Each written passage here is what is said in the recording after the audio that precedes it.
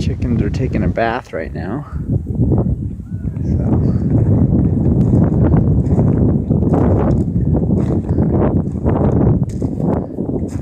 What's great is I'm letting them kind of till up my beds, my boxes, my grow boxes.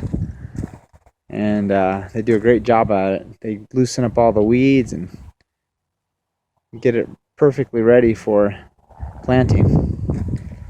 So, hey guys, hey gals.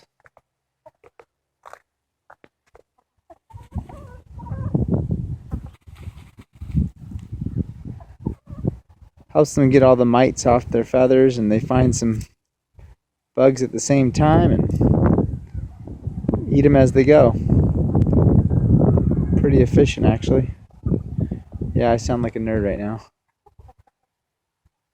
Here's my raspberries. We do grow boxes, and we also till up the land. I wouldn't say necessarily there's huge advantages to either. We prefer the grow boxes. It's easier to maintain anyway. But we like just having the rows of vegetables in the garden too. Excited to get ready, get started, get planting.